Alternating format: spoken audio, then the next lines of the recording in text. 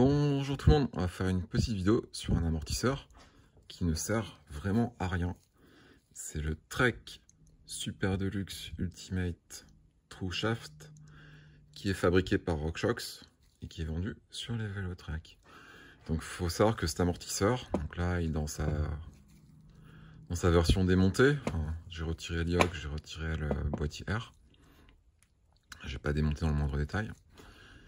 Donc là, ça c'est un amortisseur qui est vendu sur certains Velotrek. Donc là, on est sur une taille 230 par 62,5. Il existe aussi en 57,5. Et c'est un amortisseur qui vraiment ne sert pas à grand chose. En fait, toute la conception de l'amortisseur est faite parce qu'ils ont peur qu'il reste bloqué. Et ensuite, ils ont peur aussi qu'il se détache tout le temps. Donc pour éviter qu'il reste bloqué, on a sur cet amortisseur un piggyback ici, donc un réservoir avec de l'air ou de l'azote selon comment on le gonfle. Et on a le countermeasure. Donc le countermeasure, c'est un ressort ici qu'on met dans la chambre négative.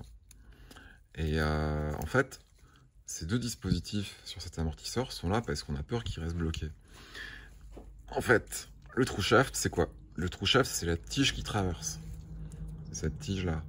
Donc la tige, en fait, elle est censée permettre justement d'éviter d'avoir ce système-là ici. Donc ici, on a un piston qui bouge. Et en fait, quand le piston qui est à l'intérieur rentre dans le body, il y a un déplacement d'huile, etc. Il y a une tige qui rentre à l'intérieur du body, bah là, elle dépasse. Et l'idée, à la base de tout ça, c'est éviter d'avoir un réservoir, donc faire un amortisseur plus fin, avec moins de pièces, éventuellement plus réactif. Bon, là, en fait, c'est tellement réactif qu'ils ont fini par remettre un réservoir sous pression air ici. Parce que ça reste coincé. Donc c'est pas terrible. Donc en gros, ces deux systèmes ne devraient pas cohabiter. Mais pourtant ils sont sur cet amortisseur. Et à la base, en fait, ça cohabitait pas. C'est-à-dire qu'à la base, le premier réactif, il avait un tout petit réservoir ici, de sécurité. Et il avait la tige qui dépassait. Et donc pour ceux qui suivent pas, Réactive, c'est le premier amortisseur Trek qui avait la tige qui dépasse.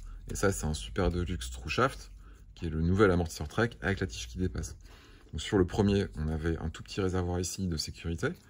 Pour faire en sorte que ici, si ça reste coincé, bah ça rebondit quand même, en fait.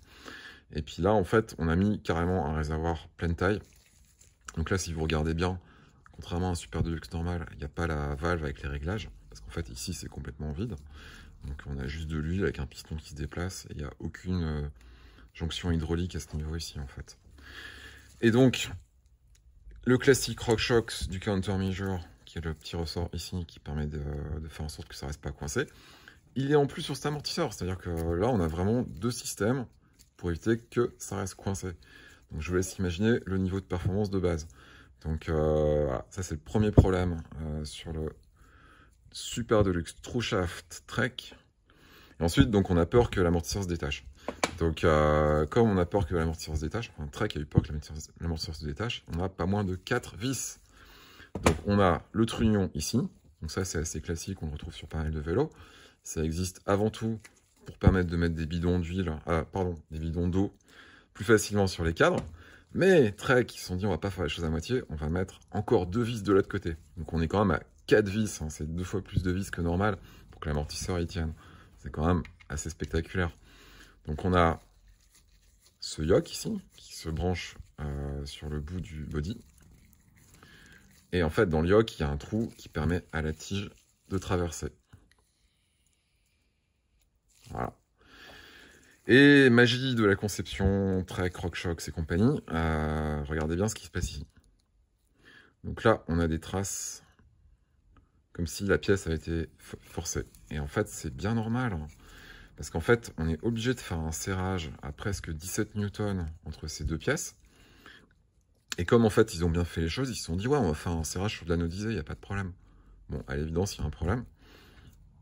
Et pour faire les choses encore mieux, donc là, c'est là où on voit le niveau. En fait, si vous regardez la doc, vous dites, mais il faut une clé pour faire ça, il faut une clé. Bah oui, il faut une clé. Et la clé n'est pas produite par RockShox ou par Trek. Ils disent, ouais, vous prenez une clé et en fait, vous la rabotez. Donc... C'est de la rigolade, quoi. Il y a une raison pour laquelle ils font ça, c'est que là, en fait, on est sur une pièce anodisée. C'est évident qu'elle va être marquée, quelles que soient les tolérances de la clé, en fait. Donc, autant dire au centre de service, faites votre clé vous-même et démerdez-vous. Donc là, moi, j'ai ma clé custom. Donc là, ça, c'est une clé qui a 2 diamètres pour 2 types de réactifs différents. Donc avec une finition qui est faite pour pas trop abîmer. Mais franchement, on laisse toujours des marques. Hein. J'en ai fait plusieurs des clés comme ça. On finit toujours par laisser des marques, malheureusement. Et faut savoir qu'avec une clé normale, on marque l'ensemble du pourtour. C'est vraiment, c'est juste une situation, mais complètement aberrante, quoi. Alors, voilà, donc un amortisseur qui marche très bien.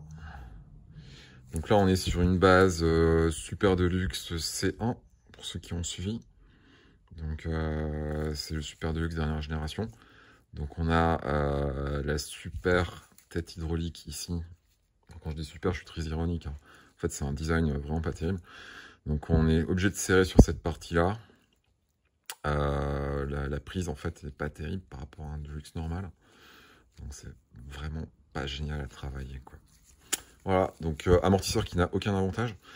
On est sur une taille bizarre, hein. Donc on est sur du 230 par 62,5 ici.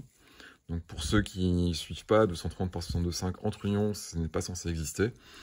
Le 230 par 60, 62,5 ou 65, normalement c'est de l'œillet standard vers de l'œillet standard. Il n'y a pas d'effiletage des deux côtés. Donc Trek et RockShox ont donc réussi à sortir de la norme qu'ils avaient eux-mêmes créée pour faire un truc qui permet en fait de faire des économies sur la fabrication du vélo.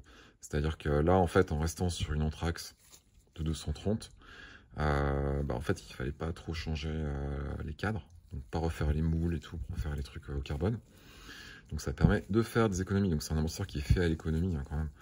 Et ça veut dire aussi que vous vous trimballez un poids en fait qui sert à rien.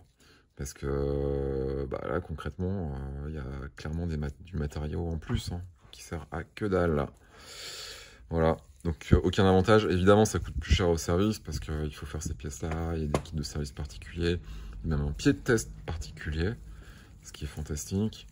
Et clairement, il n'y a personne, je pense, qui a jamais acheté un Trek en se disant je vais acheter un Trek parce qu'il y a un Super Deluxe True Shaft ou un réactif dessus.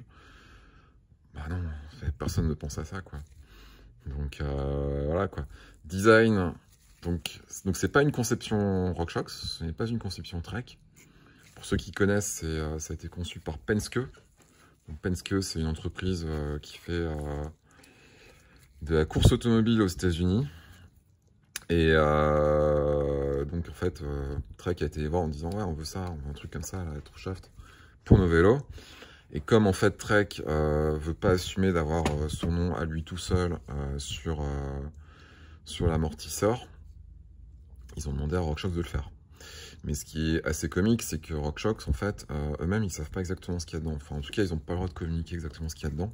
Donc, il faut savoir une chose, c'est que par exemple, le piston qui est à l'intérieur, il est fait pour être très dur très vite et lâcher prise dès qu'il y a le moindre gros choc. Donc, c'est par défaut tout fermé et ensuite tout ouvert dès qu'il y a le moindre choc. Il n'y a pas d'entre-deux, en fait. Et quand on demande à RockShox, en fait, c'est quoi les clapets à l'intérieur, c'est quoi les spécifications, la réponse officielle, c'est ils ne savent pas. Donc je pense qu'ils savent, hein, mais ils sont pas censés communiquer dessus. Voilà. Donc on est, pour résumer les choses, on est sur un amortisseur conçu par Penske, demandé par Trek, fabriqué par RockShox, enfin en tout cas officiellement fabriqué par RockShox, ou en tout cas par un des sous-traitants de RockShox. Et à la fin, en fait, le résultat est pas terrible. Et puis il y a en fait pas grand monde qui assume en fait le résultat en fait. C'est-à-dire que Trek le vend, ok, mais par exemple, ils sont pas capables de faire l'outil qui permet de dévisser, revisser correctement le yoke. C'est un peu dommage. Et si vous cherchez bien tous les pieds de test qui existent, toutes les solutions pour pieds de test qui existent, c'est toujours du tierce party. Alors que concrètement, non, hein, c'est quelque chose qui devrait, à mon sens, être fourni par RockShox et Trek, quoi. Mais en fait, non, c'est pas le cas. Voilà, voilà. Donc, n'achetez pas cet amortisseur qui est une grande blague. Un truc qui devrait pas exister, quoi. Voilà. J'espère que c'était intéressant. À la prochaine.